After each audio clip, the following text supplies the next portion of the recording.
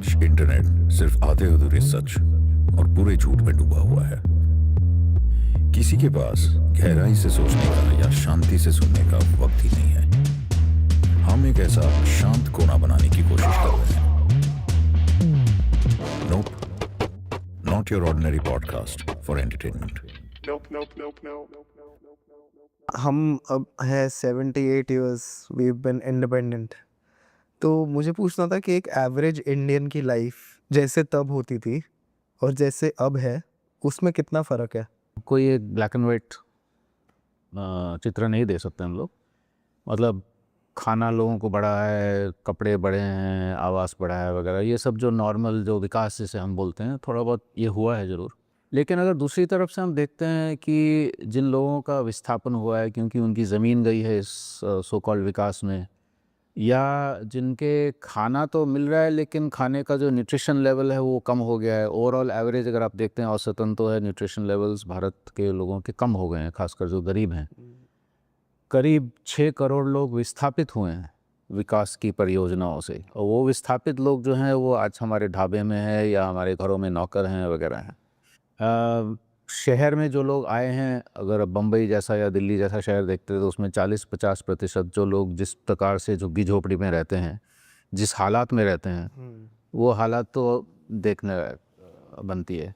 और अब जो क्लाइमेट, जलवायु परिवर्तन और बाकी पर्यावरण के विनाश की वजह से जो हो रहा है, अब शहरों में जैसे हीट, गर्मी की जो तादाद बढ़ रही है, उससे जितने लोग पीड़ित हो रहे हैं प्रदूषण से, 20 लाख लोग हर साल प्रदूषण से मर रहे हैं। ये सारे अगर आप चीज़ें देख लेंगे, या तो आंकड़े देख लीजिए या एक्चुअली ज़िंदगी किस प्रकार से लोग जी रहे हैं। जंगलों में भी जो जी रहे थे, जिनको मुफ्त का खाना मिल रहा था, मुफ्त का पानी मिल रहा था, अब वहाँ से विस्थापित होकर कहीं और ले जाए गए। थोड़ा बहुत उनकी आमदनी हो भी गई, लेकिन वो कभी भी उसको रिप्लेस नहीं कर पाएगा जो उनको मिलता था प्रकृति से मुफ्त, या एक दूसरे को मदद करके जो मिलता था। अब क्योंकि पैसे से मार्केट से ख़रीदना पड़ता है और मार्केट के ऊपर किसी का कंट्रोल नहीं।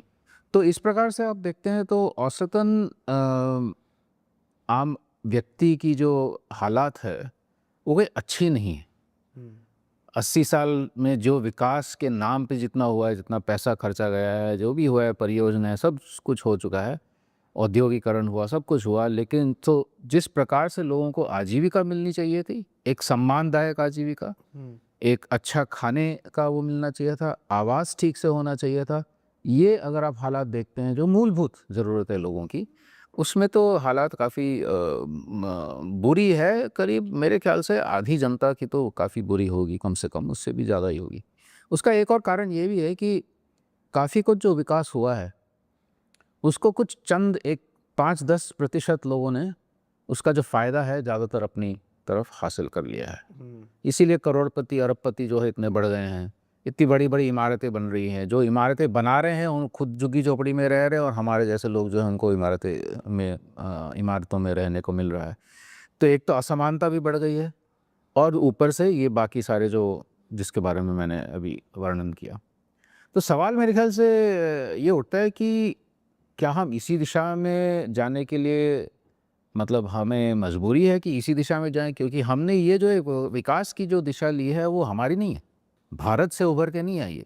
ये तो अमेरिका ने जो है अपनी दूसरे विश्व युद्ध के बाद जो है पूरे दुनिया में उन्हें लगा कि पूरे दुनिया में विकास हम करेंगे। उनका मकसद तो ये था कि उनकी खुद की इंडस्ट्रीज़, उनका खुद का जो इकोनॉमी उसको ऊपर करे। उसके बाद यूरोप भी उसी तरफ गया, और हमने उसको पूरी की पूरी तरह से निगल लिया कि हाँ यही विकास है। जबकि गांधी जी वगैरह ने सवाल उठाए थे बहुत कि असल में ये विकास है या विनाश है उस वक़्त, लेकिन उनकी बात सुनी नहीं गई। तो सवाल फिर ये उठता है कि क्या इसी दिशा में हम जाते रहें और आशा करें कि कभी ना कभी जो है गरीब लोगों को भी कुछ मिल जाएगा, जो वंचित लोग हैं, जो विस्थापित लोग हैं, उनको भी कुछ मिल जाएगा, या फिर हमारे पास विकल्प हैं? ये सबसे बड़ा सवाल है जिस पे हम लोगों ने अभी पिछले कई सालों से काम किया है। और हम देख रहे हैं कि देश भर में समुदाय, गांव के स्तर पे भी और शहर के कस्बों में भी अपनी तरफ से समाधान निकाल रहे हैं, क्योंकि वो अब सरकार का इंतज़ार नहीं कर रहे हैं। कंपनियों से तो वैसे भी कोई आशा नहीं है, वो तो अपना मुनाफा करके भाग रही हैं। तो वो कह रहे हैं हम खुद का क्या किस तरह से, अगर खाने की बात है, पीने की पानी की बात है, आवास की बात है, आजीविका की बात है, हम क्या करें। मैं आपको 2-3 उदाहरण दे सकता हूँ इसके, हैं तो बहुत सारे।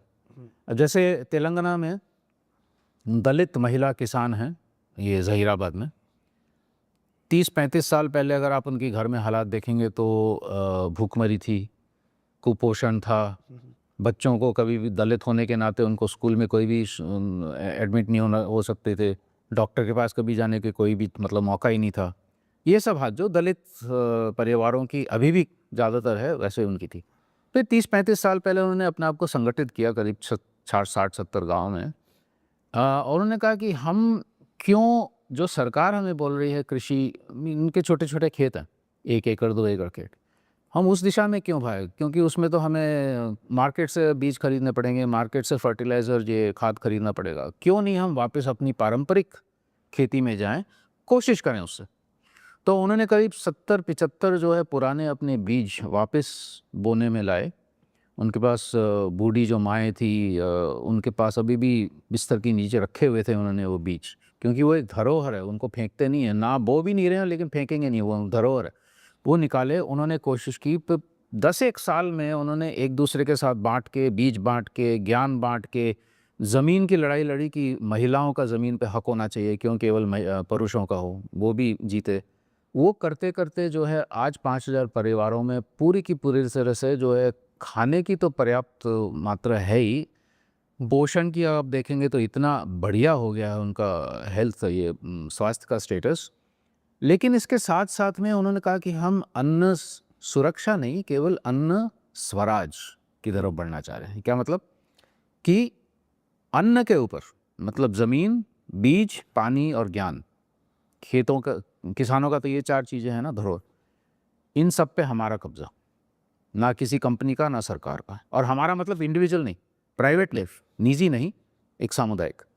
तो उस करते हुए आप देखेंगे क्या इतना बढ़िया परिवर्तन हुआ है। दूसरा एक उदाहरण मैं जल्दी से दे दूं आपको, एक दूसरे परिप्रेक्ष्य में।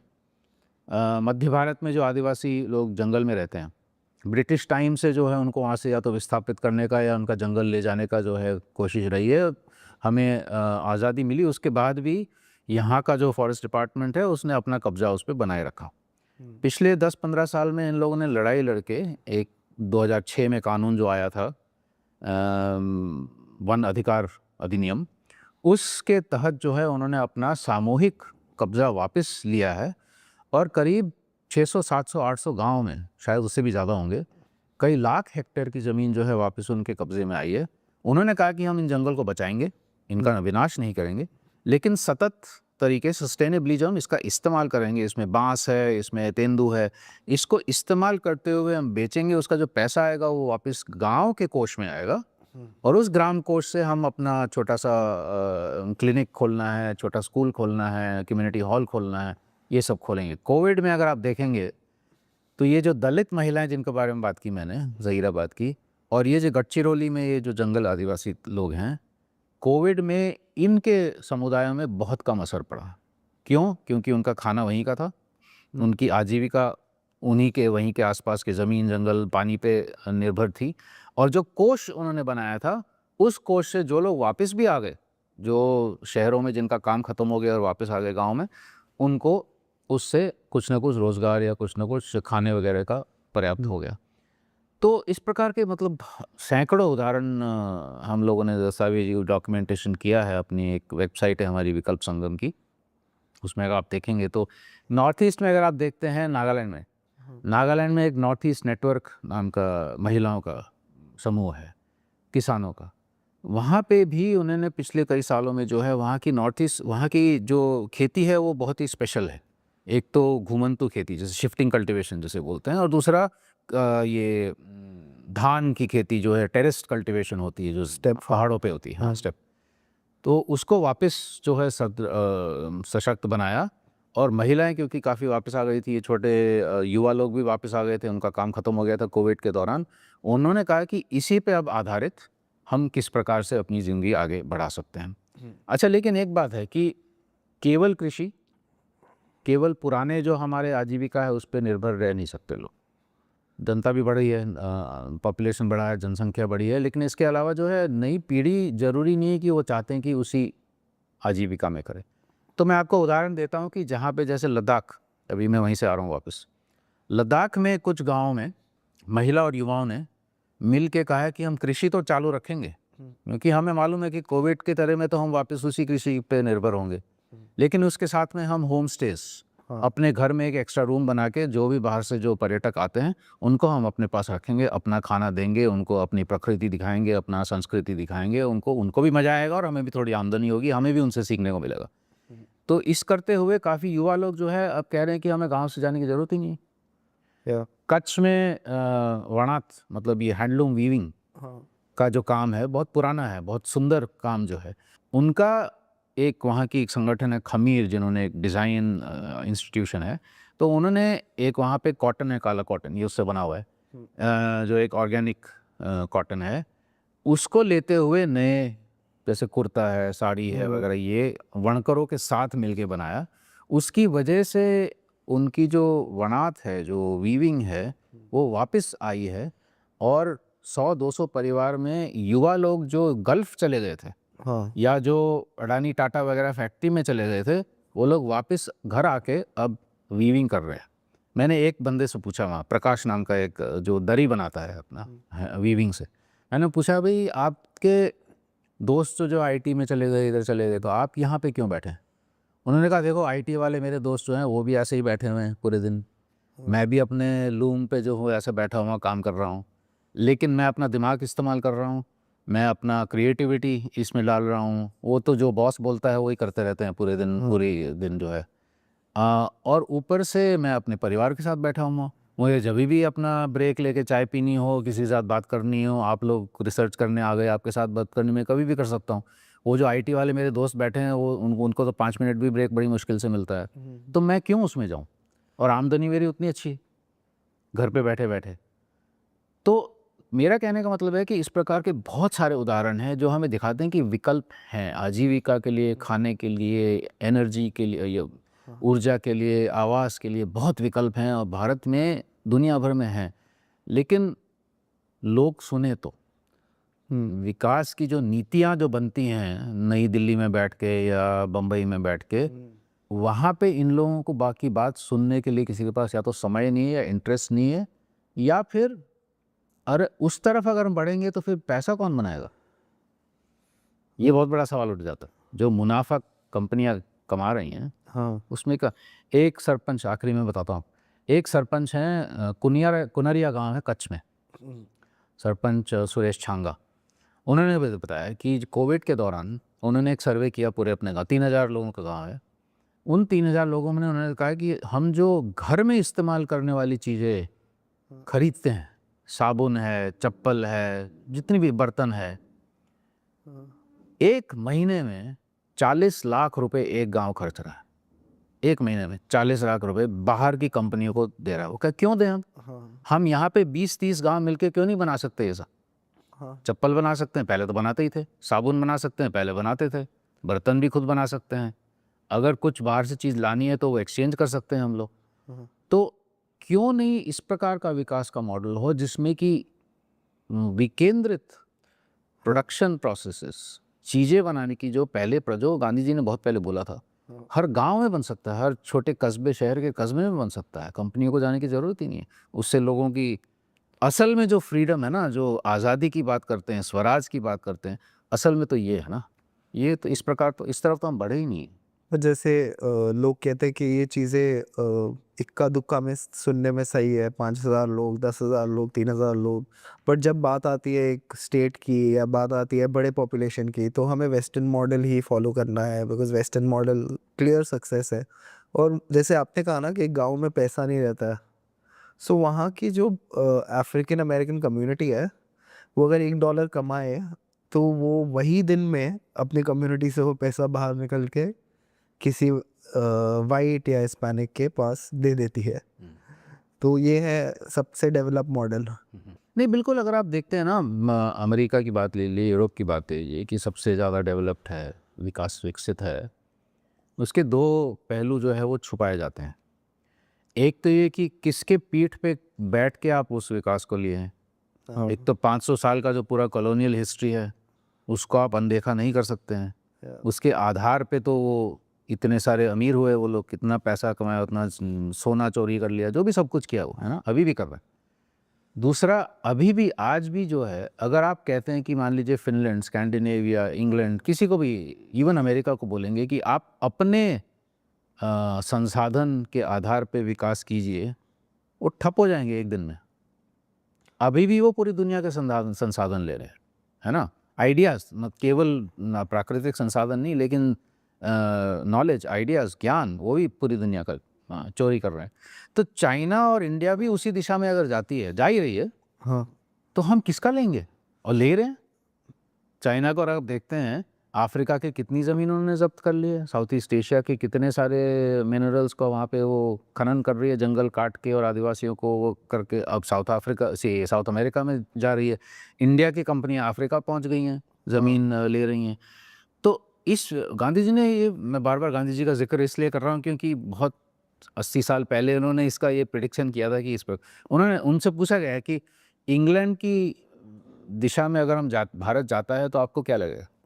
उन्होंने कहा कि भारत ने, अगर जिस एक इंग्लैंड ने आधी दुनिया को कब्जा करके अपना विकास किया, अगर भारत उससे 10 गुना ज़्यादा जनसंख्या में उसी दिशा में जाएगा तो पूरी दुनिया को ख़त्म कर देगा।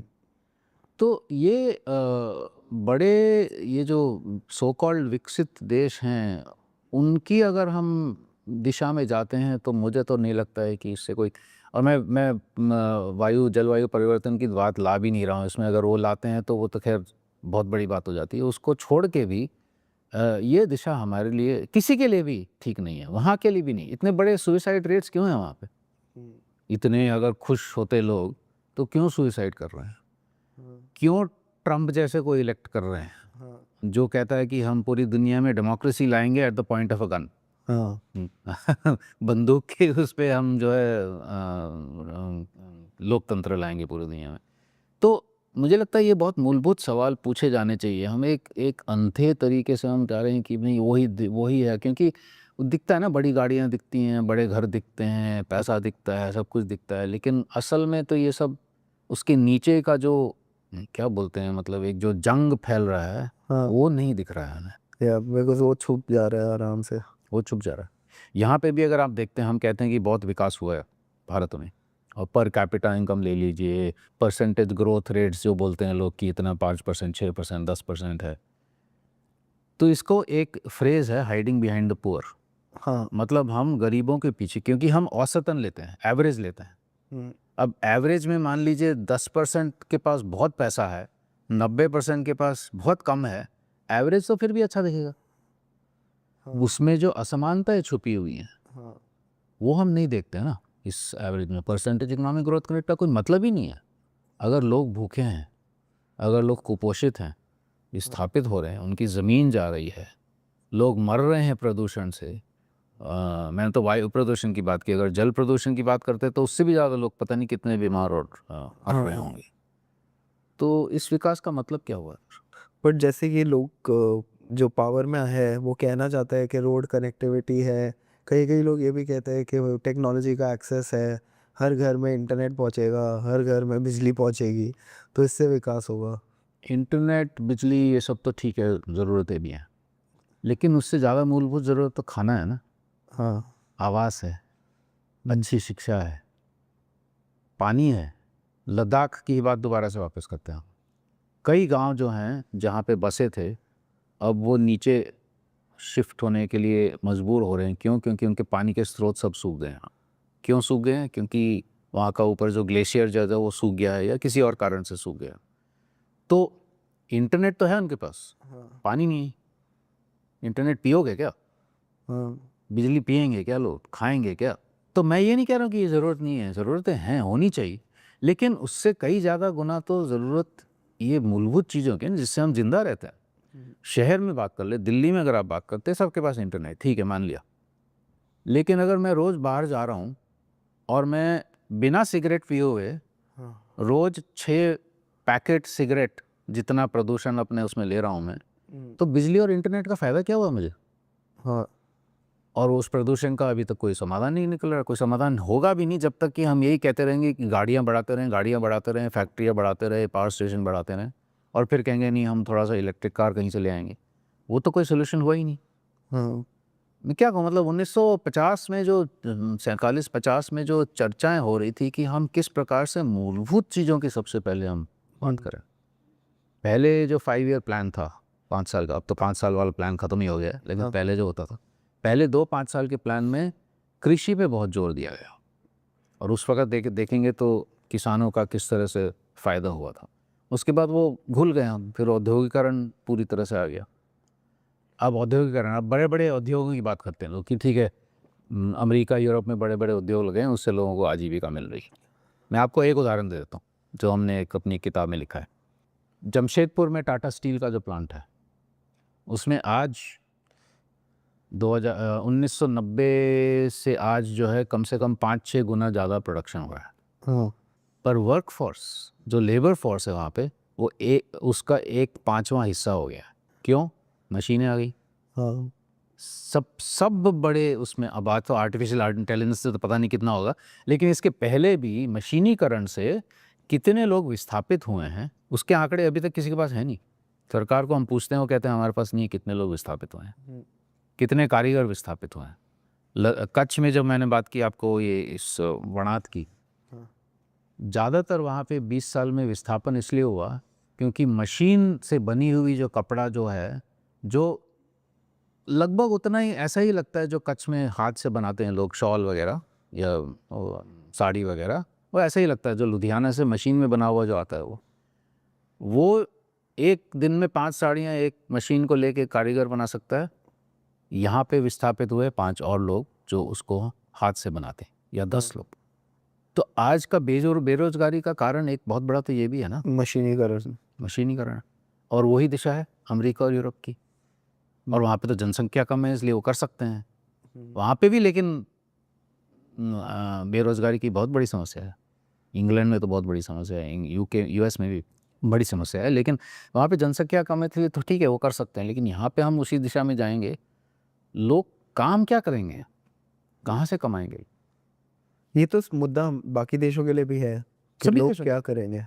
सभी पूरी दुनिया, विकास का मॉडल तो पूरी दुनिया में वही लगा है ना। हाँ तो सभी देशों में ये प्रॉब्लम है और लोगों में जो एक डिससेटिस्फैक्शन है, एक जो गुस्सा है, जो रोष है, हर देश में जो रोष दिख रहा है। अमेरिका में रोष दिखता है, आपने बात की ब्लैक और लैटिनोस की, हाँ उसके खिलाफ। यहाँ पे मैं बोलूँगा नहीं, लेकिन किसकी हमें मालूम है, माइनॉरिटीज़ के खिलाफ। ठीक है, हर देश में, क्योंकि जिनके पास पहले जिनको फ़ायदा मिल भी रहा था उनको भी अब नहीं मिल रहा है, या उनको अगर मिल भी, जो मिडिल क्लासेस हैं, जो वाइट मिडिल क्लासेस अमेरिका में है, यहाँ पे जो अपनी मिडिल क्लासेस हैं, उनको थोड़ा फ़ायदा तो हुआ है, लेकिन उनको भी अब बेरोज़गारी या किसी तरह से ये दिक्कतें, प्रॉब्लम्स आ रही हैं। और अगर नहीं भी आ रही हैं तो उनको लगता है अरे वो वहाँ पे पहुँच गया, करोड़पति बन गया, तो मैं क्यों नहीं पहुँचा हूँ। इस विकास की मॉडल ने हम सब में लालच बहुत ले आई। करेक्ट। मैं अभी यहाँ हूँ वहाँ पहुँचूंगा, वहाँ हूँ तो वहाँ पहुँचूंगा, वहाँ पहुँच तो वहाँ पहुँचूंगा। और मिडिल क्लास के साथ हो ये रहा है कि जितना बड़ा उन्होंने पाउडर का डब्बा पिछली बार लिया था उससे छोटा लेना पड़ रहा है, जितना टूथपेस्ट का पैकिंग था वो छोटा हो रहा है। बिल्कुल सब पाउचेस और छोटे छोटे पैकेट्स में, क्योंकि लोगों के पास पैसे नहीं है। बिल्कुल। सो ये ऑल्टरनेटिव रोड्स टू प्रोग्रेस। और आप क्या देखते हैं इसमें कि इसमें देखिए बहुत इंटरेस्टिंग है कि यूरोप में, अमेरिका में भी, लेकिन यूरोप में बहुत, जहाँ पे मतलब जो कैपिटलिज्म का गढ़ हार्टलैंड है, उसमें भी लोग इतने अब तंग हो गए हैं कि युवा लोग उससे अलग होके बहुत अमेजिंग, बहुत बढ़िया चीज़ें कर रहे हैं। मैं आपको 2-3 उदाहरण जल्दी से देता हूँ। जर्मनी में 200 कम्यून्स हैं, मतलब सामुदायिक रहने के, क्योंकि वहाँ पे सामुदायिक रहने का तो ख़त्म ही हो गया ना। सब लोग अपनी निजी ज़िंदगी जी रहे हैं, मेरे पास अपनी गाड़ी, मेरे पास अपना वॉशिंग मशीन, मेरे पास अपना वो, कभी किसी को दोस्त की ज़रूरत पड़ी तो बड़ा मुश्किल से मिलेगा भाई। तो उससे तंग होके 200 कम्यून्स, सामुदायिक रहन सहन, मैं 3 में गया था 2-3 साल पहले, उसमें लगे 50 लोग, 100 लोग, 10 परिवार, 20 परिवार, 30 परिवार एक साथ रह रहे हैं। कह रहे हैं कि हमारे 20 परिवार के बीच में 2 गाड़ियाँ काफ़ी हैं, हाँ 2 वॉशिंग मशीन काफ़ी हैं। हम अगर 2 जो माँ बाप जो हैं काम के लिए जाना चाहते हैं तो किसी को बाहर से लाके अपने बच्चों की वो देखभाल के लिए किसी को बाहर से हायर नहीं करेंगे। वहीं पे इतने जो लोग हैं जिनके पास टाइम है वो मेरे बच्चों का देखभाल कर लेंगे फ्री में, है ना।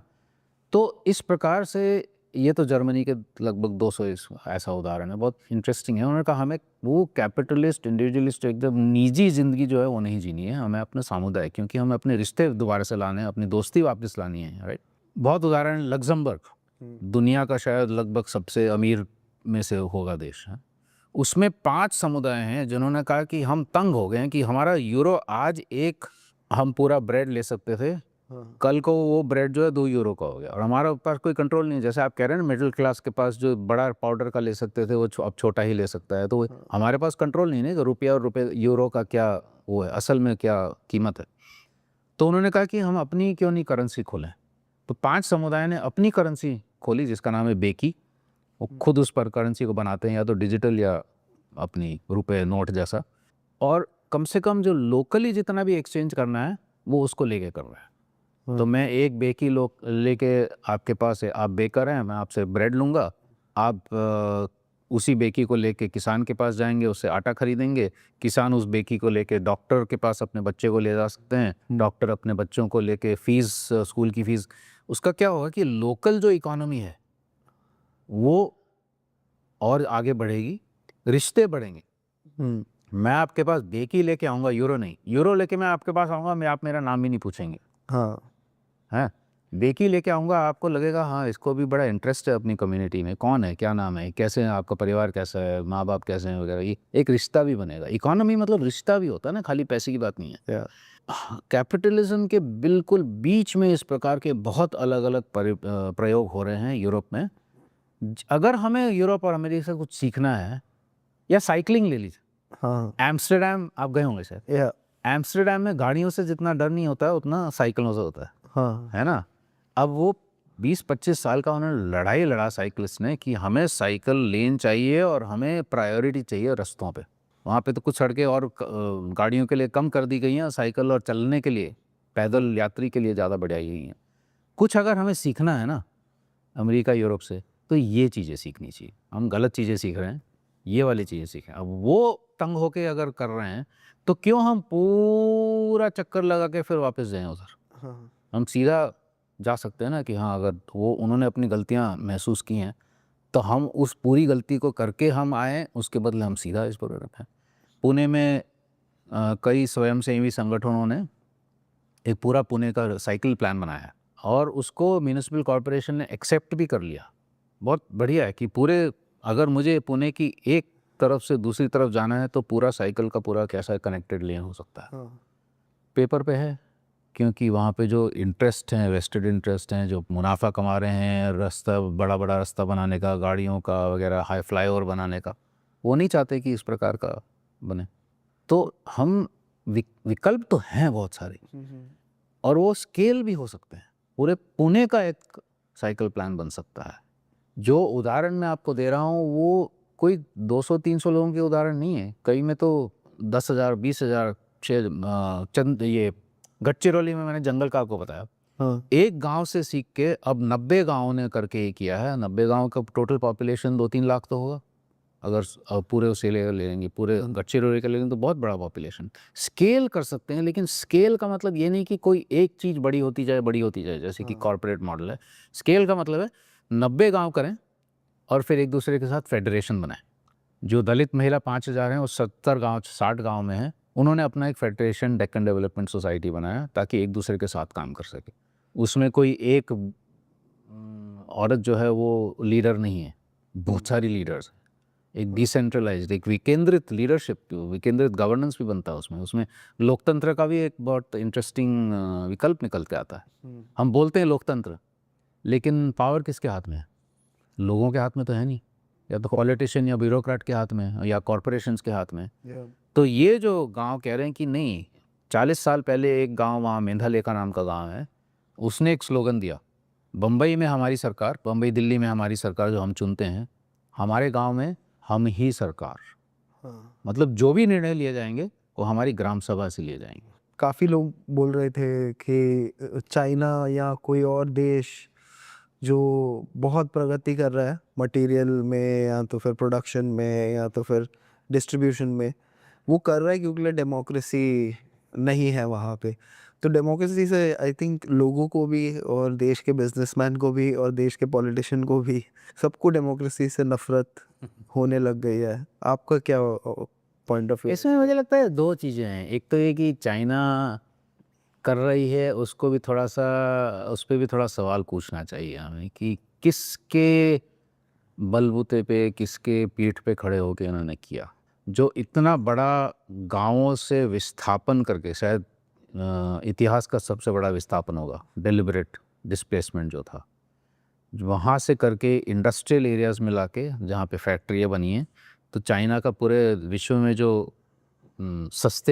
सस्ता माल बिकता है, उसका एक कारण ये है क्योंकि पूरा का पूरा जो खेती के आधार पे जो लोग कर रहे थे अपना मतलब अपने तरह से स्वावलंबित थे, उनको वहाँ पे विस्थापित करके फैक्ट्रियों में डाला। फैक्ट्रियों में लोग पूरे दिन उसी पे करते रहते हैं अपना काम। ठीक है, वो अभी भी उस प्रकार का चल रहा है। एक तो वो बहुत बड़ा जो एक ऐतिहासिक कीमत जो लोगों ने उस पर निभाई, उसका हम कोई उसको देखता नहीं है। दूसरा, उनके संसाधन कहाँ से आ रहे हैं? वो केवल चाइना से नहीं आ रहे हैं। साउथ ईस्ट एशिया में जितने जंगल कट रहे हैं, काफ़ी कुछ चाइना या जापान जा रहा है। ठीक है, अब जैसे मैंने पहले कहा, अफ्रीका और लैटिन अमेरिका में ज़मीन जो है वो ये लोग ले रहे हैं। तो कहीं ना कहीं कोई और इसकी कीमत निभा रहा है।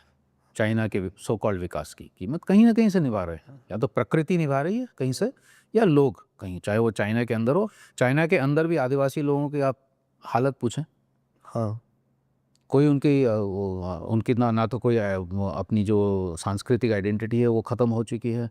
उनका अपना जो ज़मीन वगैरह पे जो भी करते थे वो ख़त्म हो चुका है। मतलब कोई अस्तित्व नहीं रहा है उनका, ये भी कोई पूछता नहीं है। तो चाइना का मॉडल कोई देखने लायक नहीं है, मतलब उसको एमुलेट करने के लायक नहीं है। अच्छा ठीक है, अब कहते हैं कि मान लीजिए हमें औद्योगिकरण करना है, विकास करना है, 8% 9% इकोनॉमिक ग्रोथ करना है, तो चाइना, और क्योंकि वहाँ पे लोकतंत्र नहीं है। लेकिन इसका दूसरा पहलू यही है कि लोकतंत्र का मतलब क्या। इसीलिए मैंने वो उदाहरण दिया आपको कि अगर लोगों के खुद का इसमें कंट्रोल होता, ना केवल पॉलिटिशियन और ब्यूरोक्रेट का, तो शायद हालात बहुत अलग होती। फिर जो हमें कंप्लेंट करने की बात आती है ना, वो करने की नौबत शायद नहीं आती हमारे पास। तो ये दो चीज़ें मेरे ख्याल से समझना बहुत ज़रूरी है, चाइना को जो मॉडल कहते हैं लोग। पर एशिया और चाइना में किसी ने अगर मतलब अपनी ज़मीन को ज़बरदस्ती ले जाने के खिलाफ कुछ किया तो गायब ही हो जाएंगे। हाँ, तो उनका सुनाई भी नहीं था, कहाँ चले गए, हाँ, गायब, मार दिए गए या किसी प्रिजन में फंसे हुए हैं बेचारे। तो क्या वो चाहिए हमें क्या? एक तबके को तो चाहिए आई गेस। हाँ, तो चाह ये बात सही है। जैसे इमरजेंसी में भी कुछ लोगों ने उसको सपोर्ट किया था कि हाँ, अब देखिए ट्रेन अच्छी तरह से चल रही है, वो चल रही हैं, लेकिन किस कीमत पे और किसकी कीमत पे, ये सवाल पूछना ज़रूरी है। कुछ अमीर लोगों के लिए अच्छा होगा ये, हम जैसे लोगों के लिए शायद अच्छा भी हो जाएगा चाइना का मॉडल, लेकिन ज़्यादातर जनता के लिए तो, और प्रकृति के लिए तो बहुत बड़ी कीमत। जैसे बाकी एशिया हो गया, जैसे जापान अलग मॉडल के साथ चलता है, तो उस पे आप उन लोग काफ़ी ऑल्टरनेट है इकोनॉमी को लेके, तो वहाँ पे आपने कुछ नोटिस किया अलग? जापान में बड़ा इंटरेस्टिंग है। एक तो ये, मतलब उतना एक्सपर्ट भी नहीं हो, लेकिन जापान में एक तो ये कि उनका जो एक सामूहिक तरीके से चीज़ों करने का जो एक पुराना उनकी जो परंपरा है, वो उन्होंने इंडस्ट्रियल उसमें भी चालू रखा है। वो बहुत बड़ा, तो वहाँ पे कोऑपरेटिव्स वगैरह, बहुत बड़े बड़े कोऑपरेटिव्स हैं, काफ़ी स्केल पे हैं, वो इंटरेस्टिंग है। लेकिन उनका जो औद्योगिकरण का जो एक जो दिशा है, वो उसकी वही मुद्दे हैं जो मैं चाइना का बता रहा हूँ। साउथ ईस्ट एशिया का सबसे पहले जंगलों का विनाश जापान की इकोनॉमी को बढ़ाने के लिए हुआ है।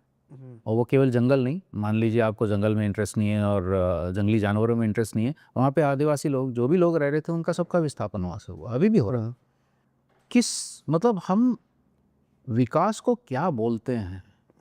हमें और बड़ी बड़ी इमारतें चाहिए, और बड़ी बड़ी गाड़ियाँ चाहिए, इतनी ज़्यादा और ऊर्जा चाहिए, ये सब मतलब जो चाहिए हमें, जो क्या बोलते हैं, चमकीला जो दिखता है वो सब, तो कहीं ना कहीं किसी के तो कीमत तो उसको निभा देनी पड़ेगी। ये कोई हवा से तो नहीं आएगा ना, हाँ, है ना।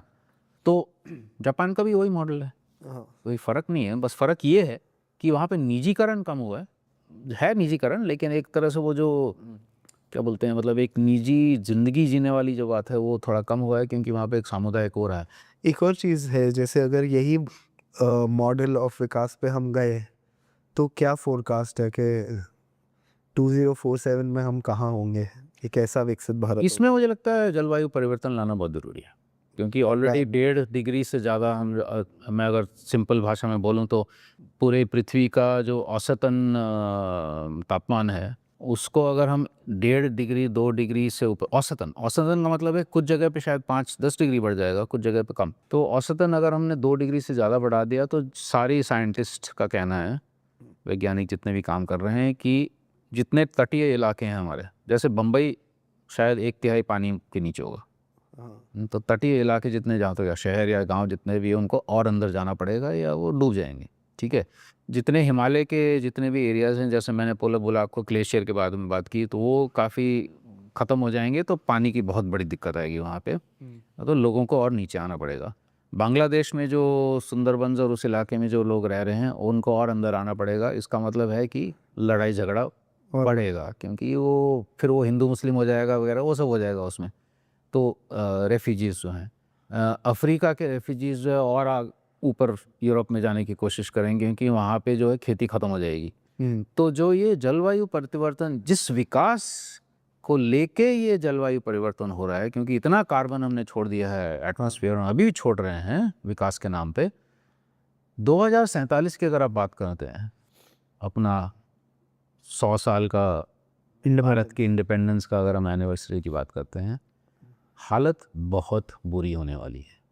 हम और आप जैसे लोग तो यहाँ से मार्स चले जाएंगे या कहीं जहाँ पे भी अभी भी ठीक है, या पहाड़ों में चले जाएंगे, जो भी, लेकिन गरीब लोग यूपी, पूरे उत्तर भारत के जो प्लेन्स इलाका है, हाँ, वहाँ पे पहुँचेगा तापमान लगभग 48, 39, 50 डिग्री ह्यूमिडिटी के साथ, हाँ, जिसमें कोई जी नहीं सकता है, कोई जी नहीं। मतलब एयर कंडीशन है आपके पास तो ठीक है, लेकिन एयर कंडीशन और वो जो पावर प्रोड्यूस करने वाली जो वो हैं फैक्ट्रियां हैं, वो भी ठप होने लगेंगी, क्योंकि उनके पास उतना प्रेशर जब आएगा, मान लीजिए ठीक है, लेकिन 5-10% के पास एयर कंडीशन होगा, आप जी लिए, बाकी लोग क्या करने वाले? जो सड़क में काम कर रहे हैं, पुलिस वाले, ठेले वाले, सड़क को साफ करने वाले, इन सब की हालत तो ऑलरेडी बहुत बुरी हो रही है। वो इतनी बुरी हो रही है कि लोग अब डिमांड कर रहे हैं कि दिन के 3 घंटे, बीच के जो 3 घंटे हैं समर में, काम आप मत करवाइए उनसे, मर जाएंगे वो। 12 से 4 हो गया वैसे। हाँ, तो अभी तो ठीक है 12 से 4 है, अगर गर्मी बढ़ते रही तो क्या करेंगे, 12 से 5, 11 से 5 मतलब, और उसका फिर आप इकोनॉमी देख लीजिए इफ़ेक्ट। ऑलरेडी उसके भी काफ़ी लोगों ने कहा, इकोनॉमिस्ट ने प्रेडिक्ट किया है कि इस तरह से अगर जलवायु ये परिवर्तन होता रहा तो हमारे जितना भी प्रोडक्शन है, एक तो खेती का लगभग 30% कम हो जाएगा, प्रतिशत, और जो ग्रोथ रेट है या जो भी इकोनॉमिक प्रोडक्शन है उसमें भी बहुत बड़ा गिरावट आएगा, क्योंकि लोग होंगे नहीं, काम करेंगे, कर ही नहीं पाएंगे काम, फिजिकली इम्पॉसिबल होगा। Physically impossible. तो 2047 में इसी दिशा में अगर हम बढ़ते रहे हाँ, तो हमारा 100वां एनिवर्सरी कैसा होगा मुझे नहीं पता। मतलब लाल किले पे खड़े होके स्पीच देने की लायक भी होंगे, वो एयर कंडीशन वाला बॉक्स होगा तो शायद प्रधानमंत्री जो भी होंगे वो स्पीच तो दे देंगे, लेकिन सुनने वालों पता नहीं कोई होगा भी नहीं, बाहर धूप में खड़े हुए अगस्त में। थैंक यू सर, आपने बहुत अच्छे से हमें समझाया ऑल्टरनेटिव मॉडल्स के बारे में। Thank you.